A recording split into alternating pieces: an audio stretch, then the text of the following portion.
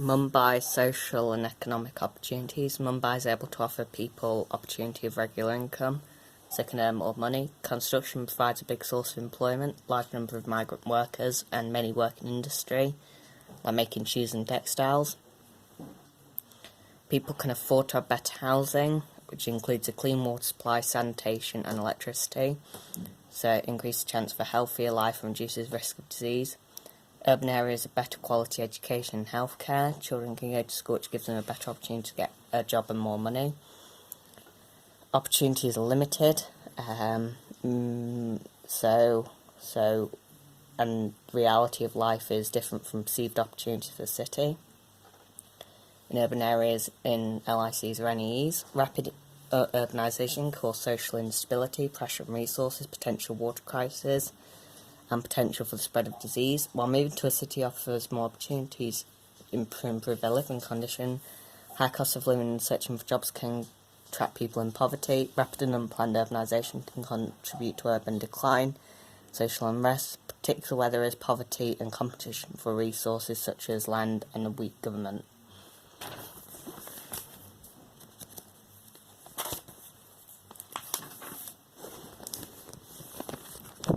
Right. So opportunities for Mumbai and challenges for Mumbai. So opportunities: 1,000 primary and secondary schools for free education. That most people have an electricity and water supply. Its literacy rates are high, 89.7%. Even in slums, literacy rates is estimated to be more than 69%. Financial capital of India, home to the Mumbai Stock Exchange.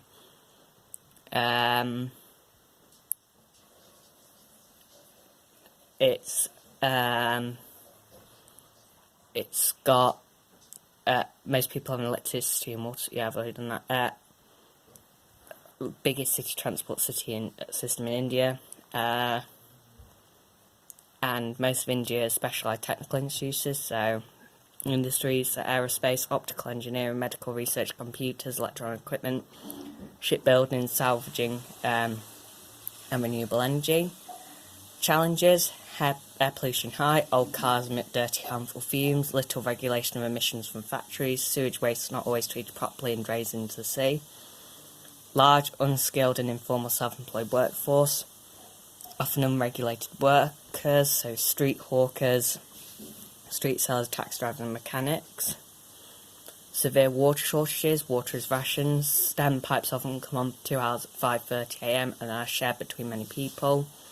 Underemployment is common, people pay less than they should be doing, people less minimum wage with poor working standards.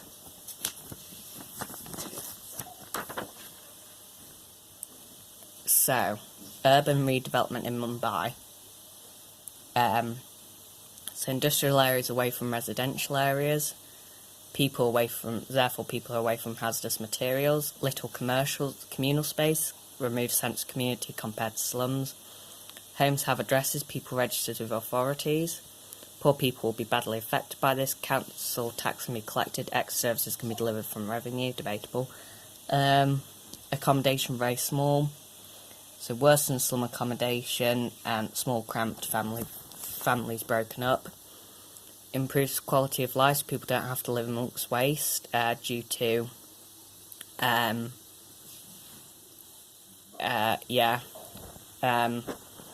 due to organised wide roads provided, so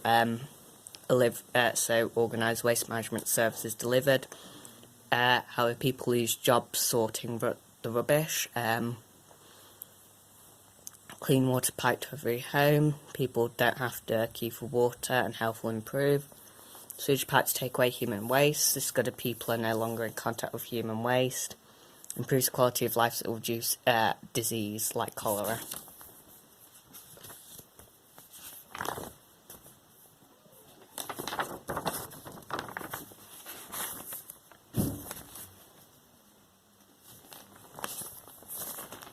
Dear God, there's so much stuff.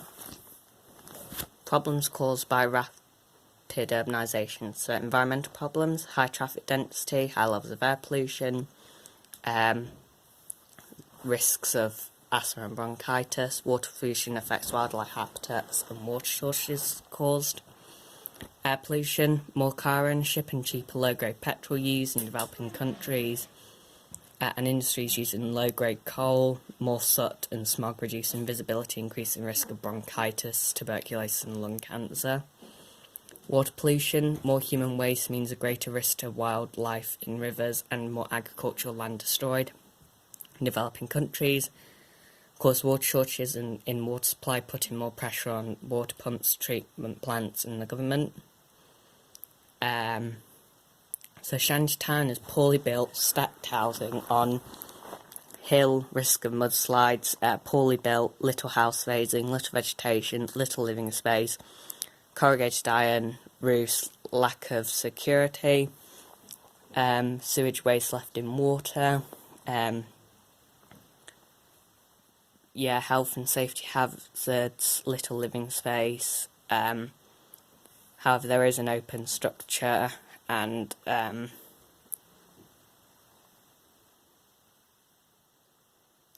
so health problems, waterborne diseases from industrial and human water pollution, shared toilets, easy to pass on disease, risk of diarrhea, typhoid and cholera, waste and human waste left on the street, easy spread of disease, babies more prone to disease, high infant mortality rate, healthcare, expensive and far away, malnutrition, poor quality food, so lack of nutrients, proteins, etc., drugs widespread.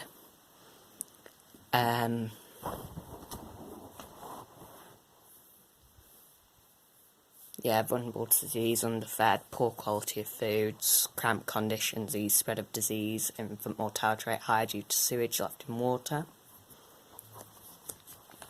So,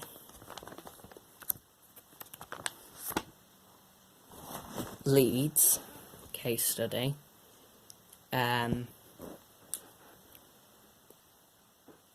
Yes, it's located in West Yorkshire, 200 miles north of London, 30 miles northeast of Manchester.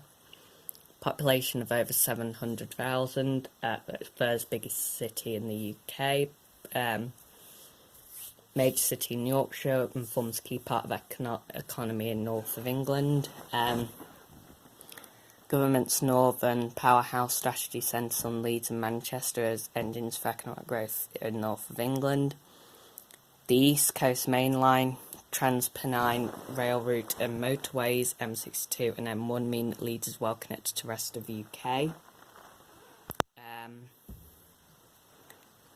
So, impacts of national and international migration and growth and character of city.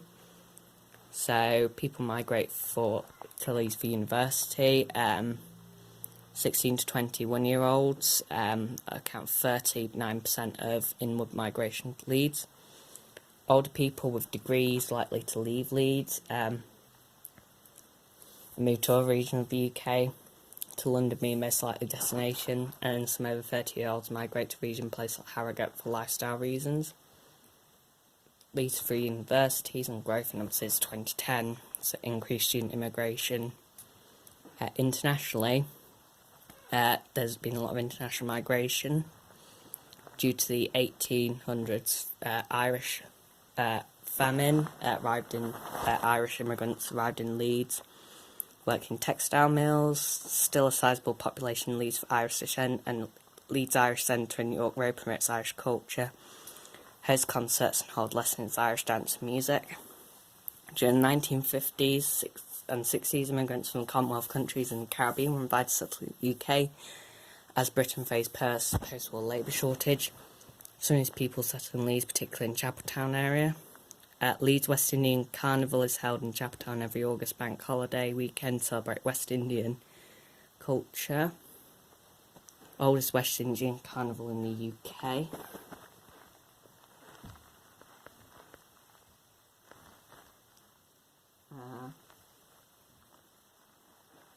12% of the population of Leeds were born outside the UK. Gipton and Hare Hills and City and Hunslet wards have the highest number of non-UK born residents.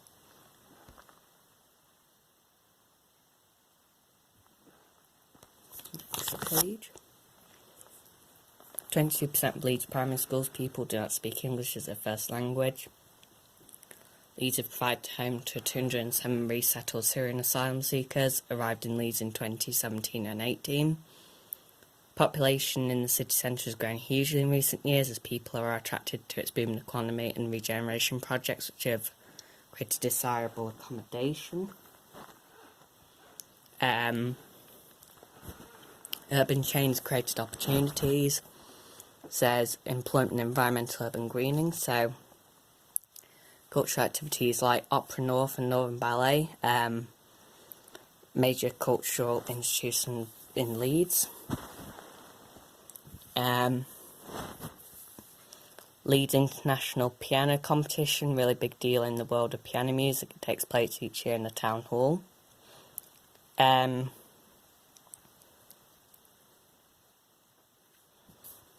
So yeah, Ketley in Leeds West Indian Carnival, wide range of eating and drinks experience, range from the man behind the curtain, registered restaurants to street food tours like Manjit's Indian Vegetarian Kitchen in Kirkgate Market. West Yorkshire Playhouse produce a range of theatre performances and have large theatre in Quarry Hill, east of the city centre. Recreation and entertainment include First Direct Arena, which has a capacity of 13,000 people and has hosted acts as diverse as Drake and Elton John. Leeds United Football Club play at Elland Road. Leeds Rhinos Rugby League team and Yorkshire County Cricket Club both play in Headingley Stadium. Employment economically, Leeds is the UK's fastest growing city, which will continue to create job opportunities. So, major employers: Asda, headquarters in South Bank, First Direct, and Yorkshire Bank. For universities, the universities are big employers. Public sector with HMRC. Tax Office and the Department of Education have offices in Leeds. Leeds Teaching Hospitals are also Europe's biggest teaching hospital, just which make them another massive employer. Outside of London, Leeds is a major centre for financial services in the UK, and a lot of these are based between the station and the Hedgerow, for example, on Park Lane. So Leeds attract employers due to large qualified workforce and location outside of London, which makes costs lower. Channel 4 have announced they're relocating 200 jobs to Leeds.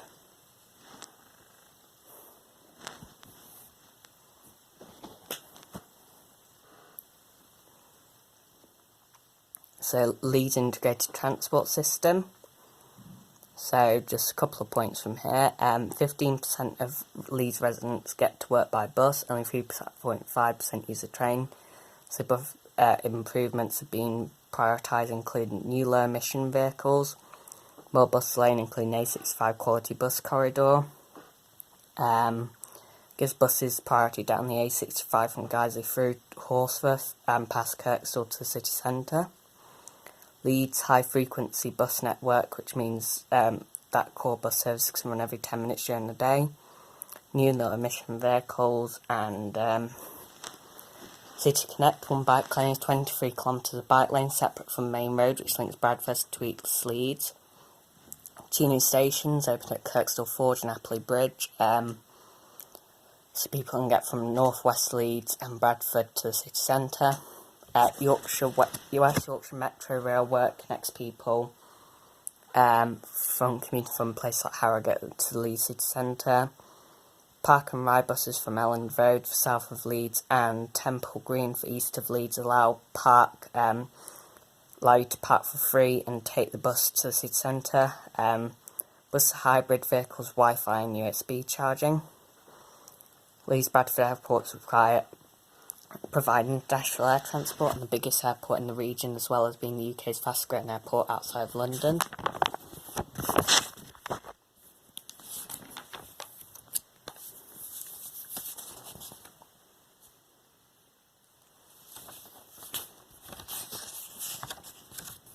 Bloody hell.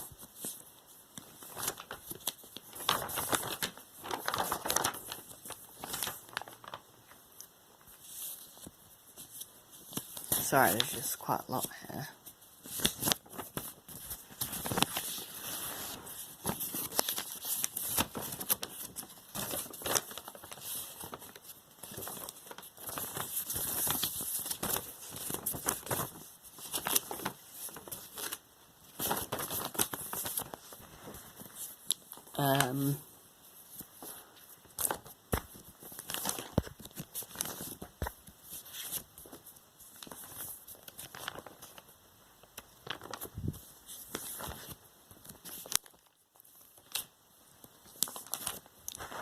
So, Leeds attracts businesses, improved transport system, able to get around, and people's health's improved. Air quality is poor, thirds worse in the UK, so population forecast to go by 15% by 2028, and that public transport has to be improved for that. Environmental urban greening. Leeds is a green city with 20% made up of green space. Leeds Green Space Strategy aims to increase this to ensure that people have quality green space to improve physical and mental health.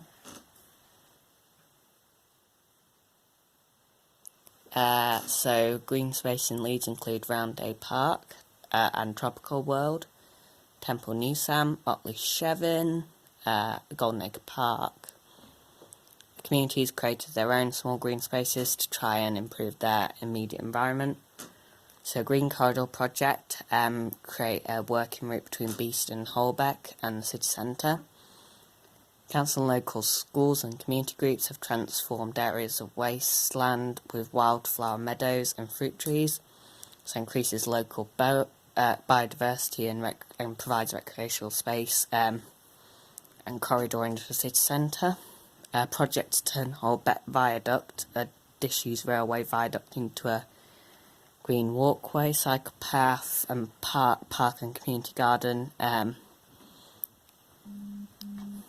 Lilac has created green space. Social and economic urban deprivation. Some areas of the inner city Leeds experience high areas of deprivation. In these areas, an average incomes are lower, health is worse, and education lower, and people deprived compared to living in more affluent areas. These areas, people have fewer qualifications, lack the social capital of people living in wealthy areas, so become trapped in poverty cycle. Inequalities in housing, education, health, employment. Leeds is really stark contrast between wealthiest and least wealthy residents. Not very equal city. Beeston and Holbeck, more likely to live on low incomes, get fewer qualifications and experience poorer health, and live in low quality housing than those in Horsforth. Holbeck, the edge of Holbeck is undergoing regeneration as part of South Bank regeneration. In Beeston and Holbeck, lots of houses are back-to-back terraces which are small and have limited outside space. A number of large roads run through the area, resulting in poor air quality, and there is relatively limited access to green space. The area suffers from a range of social problems, include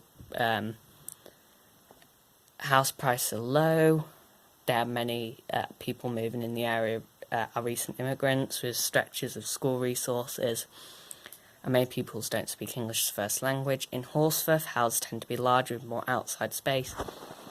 Attainment in schools is higher, and there is a relative absence of social problems affecting Beeston and Holbeck.